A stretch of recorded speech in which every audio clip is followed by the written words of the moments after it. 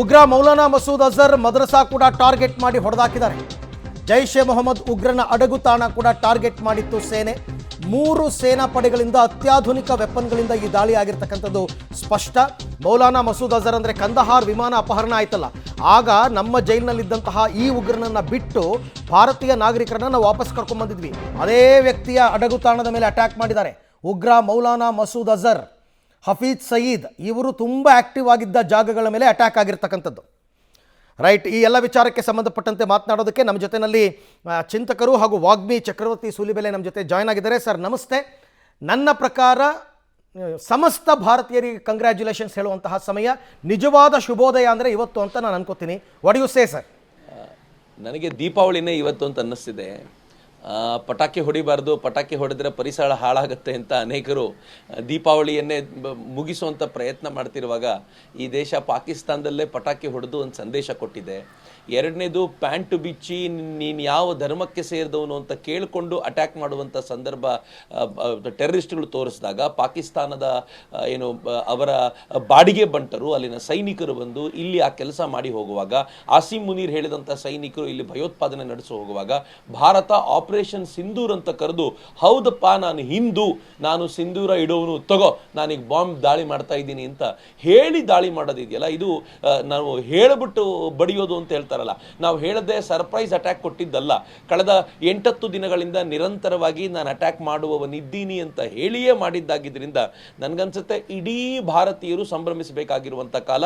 ಯಾವನು ನಾನು ಇದನ್ನು ಏಕವಚನ ಅಂತ ಕರೆಸಿದ್ರೆ ಬೇಜಾರು ಮಾಡ್ಕೊಳ್ಬೇಡಿ ಅರವಿಂದ್, ಯಾವನು ನಾವು ಹಿಂದೆ ಮಾಡಿರುವಂಥ ಆಪರೇಷನ್ಗಳಿಗೆ ಪ್ರೂಫ್ ಕೇಳಿದ್ನೋ ಅವನಿವತ್ತು ಎಲ್ಲ ಟಿವಿ ಚಾನೆಲ್ಗಳ ಮುಂದೆ ಕೂತ್ಕೊಂಡು ಪ್ರತಿಯೊಂದು ದಾಳಿಯ ಪ್ರೂಫನ್ನು ಇವತ್ತು ನೋಡ್ಬೋದು ಅಂತ ನನಗನ್ಸುತ್ತೆ. ಒಂಥರ ಸಾರ್ವಭೌಮತೆಯ ಅನುಭವ ನನಗಿವತ್ತು ಬರ್ತಾ ಇದೆ. ನಾನು ನನ್ನ ಪ್ರಧಾನಮಂತ್ರಿಗೆ ಅಪಾರವಾದ ಗೌರವ ಸಲ್ಲಿಸಲಿಕ್ಕೆ ಇಚ್ಛೆ ಪಡ್ತೀನಿ. ನಾವು ಕಾರ್ಗಿಲ್ ಯುದ್ಧವನ್ನು ನೋಡಿದ್ದೀವಿ, ಆದರೆ ಇವತ್ತಿನ ಪೀಳಿಗೆ ಅಂಥದ್ದು ಯಾವುದೇ ಯುದ್ಧವನ್ನು ನೋಡಿರಲಿಲ್ಲ. ಒಂದು ಅನುಭವವನ್ನು ಕೊಡಲಿಕ್ಕೆ ಅವ್ರಿಗೆ ಗೊತ್ತಾಗ್ತಿದೆ ಪಾಕಿಸ್ತಾನವನ್ನು ಬಡಿಯುವಂಥ ನಮ್ಮ ಕೆಪಾಸಿಟಿ ಏನು ಅಂತ. ಯಾರ್ಯಾರು ಪಾಕಿಸ್ತಾನ ಜಿಂದಾಬಾದ್ ಅಂತ ಹೇಳ್ತಾ ಇದ್ರೋ, ಯಾರ್ಯಾರು ಪಾಕಿಸ್ತಾನದ ಫ್ಲಾಗ್ ಅನ್ನ ನೆಲದ ಮೇಲೆ ಹಾಕಿದವ್ರಿಗೆ FIR ಹಾಕಿದ್ರೋ, ನರೇಂದ್ರ ಮೋದಿ ಏಕಕಾಲಕ್ಕೆ ಅವರಿಗೂ ಕಪಾಳ ಮೋಕ್ಷ ಮಾಡಿದ್ದಾರೆ ಅಂತ ನನಗೆ ಅನಿಸ್ತಾ ಇದೆ. ನಾನು ಆರಂಭದಲ್ಲಿ ಸಮಸ್ತ ಭಾರತೀಯರಿಗೆ ಶುಭೋದಯ ಶುಭ ದಿನ ಅಂತನ್ನಲ್ಲ, ಒಂದು ಸ್ವಲ್ಪ ಕರೆಕ್ಷನ್ಸ್ ಹಾಗಾದರೆ ಅಂತ ಅಂದ್ಬಿಟ್ಟು. ಯಾಕೆಂದರೆ ಭಾರತದಲ್ಲಿ ಕುಳಿತು ಈ ದಾಳಿಯನ್ನು ನೋಡಿ ನೋವನ್ನು ಪಡೋತಕ್ಕಂಥವ್ರು, ಕಣ್ಣೀರು ಹಾಕ್ತಕ್ಕಂಥವ್ರು ಇನ್ನೂ ಬದುಕಿದ್ದಾರೆ ನಮ್ಮ ದೇಶದಲ್ಲಿ. ನಮ್ಮ ದೌರ್ಭಾಗ್ಯ ಇದು ಅಂತ ಅನ್ಕೋತೀನಿ ನಾನು. ಅರವಿಂದ್, ಇದು 3.5 ಫ್ರಂಟಲ್ ವಾರ್ ಅರವಿಂದ್, ಇದು not war with Pakistan. Arvind, ಇದ್ರ ಹಿಂದೆ ಚೈನಾ ಇದೆ. ನಾನು ಬೆಳಗ್ಗೆ ನೋಡ್ತಾ ಇರುವಾಗ ರಿಪೋರ್ಟ್ಸ್ಗಳನ್ನು, ಅದಾಗಲೇ ಚೈನಾದ ಗ್ಲೋಬಲ್ ನ್ಯೂಸ್, ಅಫಿಷಿಯಲ್ ನ್ಯೂಸ್, ನಾನು ಅದನ್ನು ಕನ್ಫರ್ಮ್ ಮಾಡ್ಕೊಂಡೆ whether they are official or not ಅಂತ. ಗ್ಲೋಬಲ್ ನ್ಯೂಸ್ ಅನ್ನುವಂಥ ಅಫಿಷಿಯಲ್ ನ್ಯೂಸ್ ಒಂದು ಫೇಕ್ ನ್ಯೂಸ್ ಅನ್ನು ಪ್ರಾಪಗೇಟ್ ಮಾಡ್ತಾ ಇದೆ. ಭಾರತದ 2 ವಿಮಾನಗಳನ್ನು ಪಾಕಿಸ್ತಾನ ಹೊಡೆದು ಉರುಳಿಸಿದೆ ಅಂತ ಅವ್ರು ಹೇಳ್ಕೊಳ್ತಿದ್ದಾರೆ. ಬಟ್ ಇನ್ಫ್ಯಾಕ್ಟ್ JF-17 ನಾವು ಹೊಡೆದಿದ್ದೀವಿ ಅನ್ನೋ ಸತ್ಯ ಪಾಂಪೋರ್ ಏರಿಯಾದಲ್ಲಿ. ಆದರೆ ಅವರು ಅಫಿಷಿಯಲ್ ನ್ಯೂಸ್ ಇಂದ ಈಗ ಹೇಳ್ತಿದ್ದಾರೆ. ಸೊ ಅಲ್ಲಿ ಅದು ನಮ್ಮ ಫೈಟ್ ಮಾಡಬೇಕು. 3ನೇ ಕಡೆ ಮೊಹಮ್ಮದ್ ಯೂನಿಸ್ ಇದ್ದಾನೆ, ಅವನು ಬಾಂಗ್ಲಾದೇಶದಿಂದ ಏನಾದರೂ ಮಾಡುವ ಸಾಧ್ಯತೆಗಳಿದ್ವು. ಹೀಗಾಗಿ ಅದು ಒಂದು ಫ್ರಂಟ್. ಆದರೆ ಇನ್ನು 0.5 ಫ್ರಂಟ್ ಇದೆಯಲ್ಲ, ಅದು ಈ ದೇಶದ CDS ಹೇಳ್ತಾ ಇದ್ರು, ಬಿಪಿನ್ ರಾವತ್ ಅವರು ಯಾವಾಗಲೂ ಹೇಳ್ತಿದ್ರು 0.5 ಫ್ರಂಟಲ್ ವಾರ್ ಇದೆ, ಅದು ಭಾರತದ ಒಳಗೆ ಕುಳಿತಿದ್ದಾರೆ. ಇವರು ಭಾರತದ ಒಳಗೆ ಕುಳಿತುಕೊಂಡು ಈ ದೇಶದ ವಿರುದ್ಧದ ಕೆಲಸಗಳನ್ನ ಏನ್ ಮಾಡುವ ಪ್ರಯತ್ನ ಮಾಡ್ತಾ ಇದ್ದಾರೆ. ನನ್ಗನ್ಸುತ್ತೆ ಭಾರತ ಇವೆಲ್ಲವನ್ನೂ ಎದುರಿಸಿ ನಿಂತಿದೆ ಇವತ್ತು.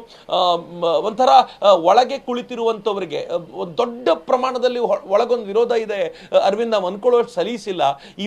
ಇವತ್ತಿನಿಂದ ನಾವು ರೈತರ ಹೋರಾಟ ಮಾಡ್ತೀವಿ ಅಂತ ಪಂಜಾಬ್ನಲ್ಲಿ ಅವರು ಶುರು ಮಾಡಿಕೊಂಡಿದ್ರು. ನಾವು ರೈಲ್ವೆ ಹಳಿಗಳನ್ನ ತಡಿತೀವಿ ಅಂತ ಹೇಳುವಂತ ಪ್ರಯತ್ನ ಮಾಡಿದ್ರು. ಅಂದ್ರೆ ಭಾರತ ಯುದ್ಧಕ್ಕೆ ಹೋಗುವಾಗ ಒಳಗೆ ಕುಳಿತಿರುವಂತ ಒಂದಷ್ಟು ಜನ ಇಲ್ಲಿ ಡಿಸ್ರಪ್ಷನ್ ಮಾಡಬೇಕು ಅಂತ ಏನು ಪ್ರಯತ್ನ ಮಾಡ್ತಿದ್ರು. ಮೊನ್ನೆ ತಾನೇ ಅಜಯ್ ರಾಯ್, ಒಬ್ಬ ಕಾಂಗ್ರೆಸ್ಸಿನ MP ಕ್ಯಾಂಡಿಡೇಟ್, ಕಾಂಗ್ರೆಸ್ಸಿನ ಮುಖಂಡ, ರಫೇಲ್ಗೆ ಒಂದು ಆತ ಯೂಸ್ ಮಾಡಿದಂತ ಇದನ್ನ ನಾವು ನೋಡ್ತಾ ಇದ್ವಿ. ರಫೇಲ್ನ ಆಡ್ಕೊಳ್ಳುವಂತ ಕೆಲಸವನ್ನ ಕಾಂಗ್ರೆಸ್ ಮಾಡಿತ್ತು. ಇದು ಎಲ್ಲರಿಗೂ ಕೊಟ್ಟಿರುವಂತ ಉತ್ತರ. ಹೀಗಾಗಿ ದೀಪಾವಳಿ, ಹ್ಯಾಪಿ ದೀಪಾವಳಿ ಅವ್ರಿಗೆಲ್ಲ. ಅವರಿಗೆ ಪಾಪ ಇವತ್ತು ಸೂತಕದ ಸ್ಥಿತಿ ಇರಬಹುದು. ಯಾರ್ಯಾರು ಪ್ರೂಫ್ ಕೇಳಿದ್ರು ಅವ್ರ ಮನೆಗಳಲ್ಲಿ ಸೂತಕ ಆಚರಿಸಿದ್ರು, ಆಶ್ಚರ್ಯ ಪಡಬೇಕಾಗಿಲ್ಲ. ಆದರೆ ನನಗಂತೂ ಹೆಮ್ಮೆ ಇದೆ. ಈ ದೇಶದ ಸೈನಿಕರ ಮೇಲೆ ಯಾವಾಗಲೂ ಹೆಮ್ಮೆ ಪಡ್ತಿದ್ದವು ನಾನು. ಇವಾಗ ಮತ್ತಷ್ಟು ಹೆಮ್ಮೆ ಇದೆ. ಸೈನಿಕರಿಗೆ ಬ್ಯಾಕ್ ನಲ್ಲಿ ಅಥವಾ ಹಿಂದೆ ಈ ದೇಶದ ಪ್ರಧಾನಿ ನರೇಂದ್ರ ಮೋದಿ ಅಂತವ್ರು ಒಬ್ರು ಕೂತ್ರೆ ನನ್ನ ದೇಶದ ಸೇನೆ ಏನು ಮಾಡಬಲ್ಲದು ಮಾಡಬಹುದು ಅನ್ನೋದಕ್ಕೆ ಇವತ್ತೊಂದು ಅದ್ಭುತವಾದ ಉದಾಹರಣೆ ಸಿಕ್ಕಿದೆ. ನನಗಂತೂ ಈ ಸಂಭ್ರಮವನ್ನ ಹೇಗೆ ಹಂಚ್ಕೊಳ್ಬೇಕು ಅಂತ ಡೆಫಿನೆಟ್ಲಿ ಗೊತ್ತಾಗ್ತಿಲ್ಲ ಅರವಿಂದ್. ಅಮೆರಿಕ ಮೇಲೆ ಉಗ್ರ ದಾಳಿ ಆದಾಗ ಅಥವಾ ಇಸ್ರೇಲ್ ಮೇಲೆ ದಾಳಿಗಳು ನಡೆದಾಗ ಅಲ್ಲಿನ ರಾಜಕೀಯ ಪಕ್ಷಗಳು, ಅಲ್ಲಿನ ಜನ ಯಾವ ರೀತಿ ಒಗ್ಗಟ್ಟಾಗಿ ಸರ್ಕಾರದ ಪರ ನಿಲ್ತಾರೆ ಅಂತಕ್ಕಂಥದ್ದನ್ನು ನಾವು ಈ ಹಿಂದೆ ನೋಡಿದ್ವಿ. ಬಟ್ ನಮ್ಮಲ್ಲಿ ಅತಿ ದೊಡ್ಡ ಮೈನಸ್ ಪಾಯಿಂಟ್ ಅಂತಂದರೆ ಆ ಒಗ್ಗಟ್ಟು ಇಂಥ ಸಂದರ್ಭಗಳಲ್ಲೂ ಕೂಡ ಕಂಡು ಬರಲ್ವಲ್ಲ. ಹಾಗಾದರೆ ಇವರು ಯಾರು ಭಾರತ ಮಾತೆಯ ಪುತ್ರರೇ ಅಲ್ವಾ ಅಂತಕ್ಕಂಥ ಪ್ರಶ್ನೆ ಮೂಡಿಬಿಡುತ್ತೆ ನನಗೆ ಸರ್. ನನಗೆ ಇನ್ನೂ ಅನುಮಾನ ಇದೆ, ಗೊತ್ತಿಲ್ಲ, ನಾನು ಇದನ್ನು ಆರೋಪ ಅಂತ ನೀವು ತಿಳ್ಕೊಂಡ್ರೂ ಪರವಾಗಿಲ್ಲ. ಯಾವತ್ತು ಈ ದೇಶದ ಪ್ರಧಾನಮಂತ್ರಿ ಕ್ಯಾಂಡಿಡೇಟ್ ಅನೇಕ ಬಾರಿ ಲಾಂಚ್ ಅಂಡ್ ರೀಲಾಂಚ್ ಆದ ನಂತರವೂ ಪ್ರಧಾನಮಂತ್ರಿ ಆಗೋದ್ರಲ್ಲಿ ಸೋಲ್ತಾ ಇರುವಂಥ ಕಾಂಗ್ರೆಸ್ಸಿನ ರಾಹುಲ್ ಗಾಂಧಿ ಯಾವತ್ತು ಅಮೆರಿಕಕ್ಕೆ ಹೋಗ್ತಾರೋ, ಅಲ್ಲಿ ಮೀಟಿಂಗ್ಗಳನ್ನು ಮಾಡ್ತಾರೋ, ಅವ್ರ ಟೀಮನ್ನು ಕರ್ಕೊಂಡು ಹೋಗ್ತಾರೋ, ಆಗೆಲ್ಲ ದೇಶದಲ್ಲಿ ಏನೋ ಒಂದು ಘಟನೆ ನಡೆಯುತ್ತೆ.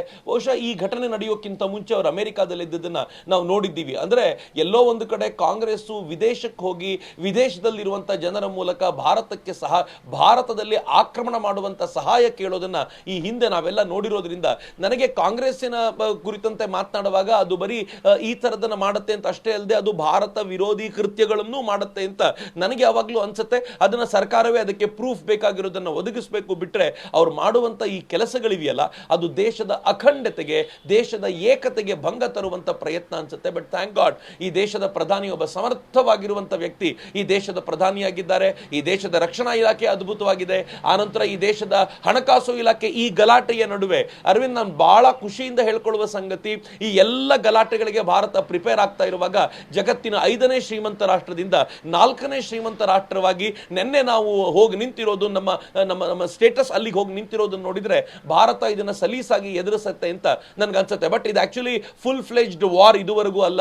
ಇದುವರೆಗೂ ನಾವು ಟೆರರ್ ಕ್ಯಾಂಪ್ಗಳ ಮೇಲೆ ಅಟ್ಯಾಕ್ ಮಾಡ್ತಾ ಇದ್ದೀವಿ. ನಾನು ಈಗ ತಾನೇ ಟ್ರಂಪ್ ಹೇಳಿಕೆಯನ್ನು ಕೇಳ್ತಾ ಇದ್ದೆ. ಟ್ರಂಪ್ ಹೇಳಿದ್ದಾರೆ ಬೇಗ ಮುಗಿಸ್ತಾರೆ ಅಂತ ನನಗೆ ಅನ್ಸುತ್ತೆ. ಅಂತ ಅಂದ್ರೆ ಅರ್ಥ ಭಾರತ ಹೀಗೆ ಆಗಿರುವಂತ ತಯಾರಿ ನೋಡಿದ್ರೆ ಪಾಕಿಸ್ತಾನ ಇನ್ನು ಮುಂದಕ್ಕೆ ಹೋಗೋದಿಲ್ಲ ಅಂತ ನನ್ಗನ್ಸುತ್ತೆ. ಅಕಸ್ಮಾತ್ ಏನಾದ್ರು ಫುಲ್ ಫ್ಲೆಜ್ ವಾರ್ ಆದ್ರೆ, ಪಾಕಿಸ್ತಾನ ಹೇಳ್ತಾ ಇದೆ ನಾನು ಫುಲ್ ಫ್ಲೆಜ್ ವಾರಿಗೆ ಹೋಗ್ತೀನಿ, ನಾನು ಬಿಡೋದಿಲ್ಲ ಅಂತ ಹೇಳ್ತಿದೆ.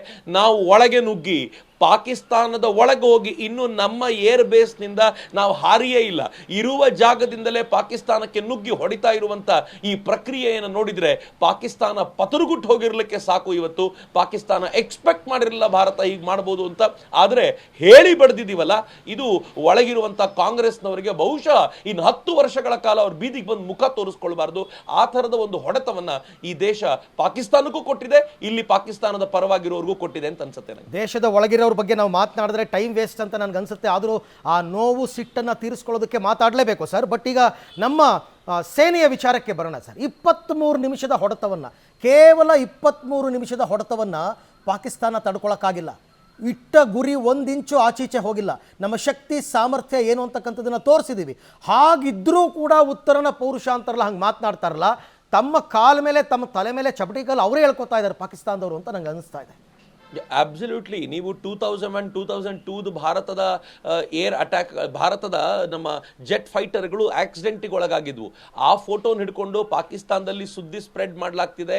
ನಾವು ಭಾರತದ ವಿಮಾನಗಳನ್ನು ಹೊಡೆದುರುಳಿಸಿದ್ದೀವಿ ಅಂತಂದ್ರೆ ಹಳೆಯ ಫೋಟೋಗಳನ್ನು ಹಿಡ್ಕೊಂಡು ಅವರು ಪಾಕಿಸ್ತಾನದಲ್ಲಿ ಬರೀ ಒಂದು ಇನ್ಫಾರ್ಮೇಶನ್ ವಾರನ್ನಷ್ಟೇ ಗೆಲ್ತಾ ಇದ್ದಾರೆ ಹೊರತು ಪ್ರಮುಖವಾಗಿರುವಂಥ ವಾರನ್ನು ಗೆಲ್ಲುವಂಥ ಸಾಮರ್ಥ್ಯ ಅವರಿಗಿಲ್ಲ. ಇದು ಮೊದಲನೇದು. ಎರಡನೇದು, ಪಾಕಿಸ್ತಾನ ಹೇಳ್ತಿದೆ ನಾವು ಅಟ್ಯಾಕ್ ಮಾಡ್ತೀವಿ.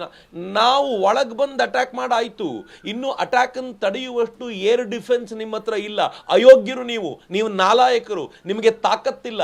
ನೀವು ಭಾರತೀಯರು ಅಟ್ಯಾಕ್ ಮಾಡುವಾಗ ಅಟ್ಯಾಕ್ ಅನ್ನು ತಡಿಲಿಕ್ಕೆ ನಿಮ್ಮ ಹತ್ರ ಆಗ್ತಾ ಇಲ್ಲ.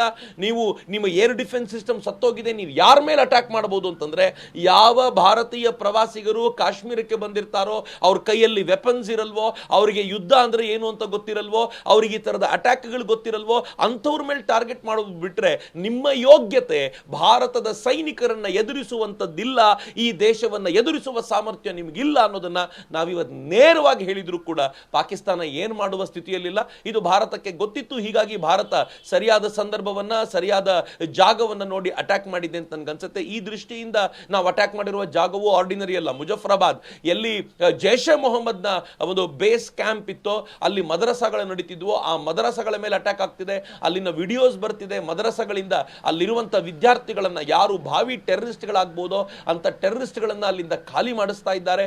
ಸೊ ಇವೆಲ್ಲ ರಿಪೋರ್ಟ್ಗಳನ್ನು ನೋಡುವಾಗ ನನ್ಗನ್ಸುತ್ತೆ ಇಂಡಿಯಾ ಇಸ್ ಪ್ರಿಪೇರ್, ನಾವು ಲಾಂಗ್ ಟರ್ಮ್ ವಾರ್ಗೆ ಪ್ರಿಪೇರ್ ಆಗಿದ್ದೀವಿ ಅಂತ ನನ್ಗನ್ಸುತ್ತೆ. ಪ್ಲೀಸ್ ಹಾಗೆ ಸಂಪರ್ಕದಲ್ಲಿರಿ ಸರ್, ನಿಮ್ಮ ಜೊತೆ ಮಾತನಾಡ್ತೀನಿ. ಒಂದಷ್ಟು ಅಪ್ಡೇಟ್ಸ್ ಬರ್ತಾ ಇದೆ, ಏನು ಎತ್ತ ಅಂತ ಅಂದ್ಬಿಟ್ಟು ನೋಡ್ಬೋಣ. ಯಾಕೆಂದರೆ ಇನ್ನು ಮುಂದಕ್ಕೆ ಹೆಚ್ಚು ಡೀಟೇಲ್ಸ್ ಬರೋದು, ಮಿಡ್ ನೈಟ್ ಆಪರೇಷನ್ ಆಗಿರೋದ್ರಿಂದ ಇನ್ನು ಮುಂದಕ್ಕೆ ಅಪ್ಡೇಟ್ಸ್ ಬರ್ತಾ ಹೋಗುತ್ತೆ.